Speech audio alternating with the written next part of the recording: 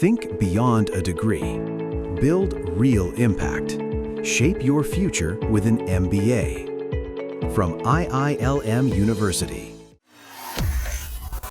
Gaza को लेकर अमेरिकी राष्ट्रपति डोनाल्ड ट्रंप की ओर से जो पीस बोर्ड की शुरुआत की गई है, उसको लेकर कई देशों ने इनका समर्थन भी किया है, हस्ताक्षर भी कर दिए गए हैं। पाकिस्तान भी इस लिस्ट में शामिल है और यही कारण है कि पाकिस्तान की उसके अपने ही देश में थू-थू भी हो रही है। लेकिन अब इस लिस्ट में अमेरिका के राष्ट्रपति डोनाल्ड ट्रंप खुद भी शामिल हो गए हैं। हम ऐसा इसलिए कह रहे हैं क्योंकि अब जाके अमेरिकी मीडिया ने खुद ही डोनाल्ड ट्रंप की पोल जो है यहाँ पर खोल दी है और न्यूयॉर्क टाइम की एक रिपोर्ट ने एक बड़ा खुलासा किया है और उसमें उन्होंने कह दिया है कि ये पूरा जो इवेंट है वो वन मैन पावर को यहाँ पर दिखाता है। क्या है पूरा मामला, इसको बताने के लिए हमारे साथ में न्यूज रूम में सोनम मौजूद है। सोनम, जिस तरीके से न्यूयॉर्क टाइम की एक रिपोर्ट सामने आई है, आखिर उसमें ऐसा क्या बड़ा दावा किया गया है? बिल्कुल, तो यहाँ पर दरअसल अंजलि, अमेरिकी राष्ट्रपति डोनाल्ड ट्रंप जब दावोस में बोल रहे थे, वहाँ पर हस्ताक्षर हो रहे थे बोर्ड ऑफ पीस पर, तो वहाँ पर पाकिस्तान भी मौजूद था, कई देश मौजूद थे। हालांकि भारत की तरफ से वहाँ पर कोई भी मौजूद नहीं था, लेकिन इसी बीच अब अमेरिकी मीडिया ही अमेरिकी राष्ट्रपति डोनाल्ड ट्रंप की पोल खोलता हुआ नजर आया और सीधे तौर पर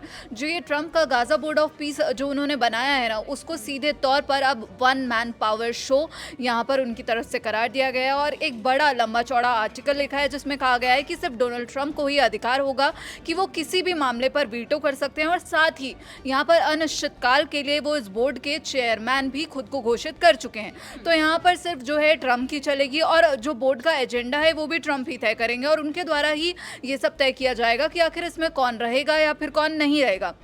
इतना ही नहीं, डोनाल्ड ट्रंप चाहे तो इस बोर्ड को भंग कर सकते हैं और जो अपना उत्तराधिकारी इसके बाद जो होगा वो भी तय कर सकते हैं। तो यहाँ पर अब ये कहा गया है कि अखबार ने क्या कुछ लिखा है, सीधे तौर पर न्यूयॉर्क टाइम्स ने ये लिखा है कि कई अधिकारी और एक्सपर्ट्स ये मानते हैं कि ये वन मैन शो है और दूसरे विश्व युद्ध के बाद जो बनी व्यवस्था को बदलकर अब डोनाल्ड ट्रंप एक नया सिस्टम लाना चाहते हैं। अंजलि, यहाँ पर कई एक्सपर्ट्स, जब हम बात कर रहे थे कई एक्सपर्ट्स से, तो उन्होंने भी यही कहा था कि जो ये डोनाल्ड ट्रंप का जो Gaza board of peace plan है, जो यहाँ पर हस्ताक्षर कई देशों के द्वारा यहाँ पर करवाए गए हैं, तो ये एक वन मैन शो है। जो केंद्र है यहाँ पर डोनाल्ड ट्रंप होंगे, वही जो भी देश इसमें शामिल होना चाहेंगे सिर्फ वही डिसाइड करेंगे कि आखिर ये, और ये सिर्फ गाजा तक सीमित नहीं है, ये वैश्विक मुद्दे भी यहाँ पर जो है इसमें सुलझाए जा सकते हैं, ऐसा राष्ट्रपति डोनाल्ड ट्रंप की तरफ से खुद कहा जा चुका है। और अब यहाँ पर जो एक लॉ प्रोफेसर हैं मार्क वेलर, उनकी तरफ से उन्होंने कहा कि यह तो सीधे तौर पर संयुक्त राष्ट्र पर हमला है और उसके वजूद पर अब एक खतरा पैदा करने जैसा है। यहाँ पर कई देश जो है राष्ट्रपति डोनाल्ड ट्रंप के साथ जुड़ते हुए नजर आए, जिसमें सऊदी अरब, इजराइल, मिस्र, बेलारूस, पाकिस्तान समेत कई देशों ने इस पर हस्ताक्षर किए हैं।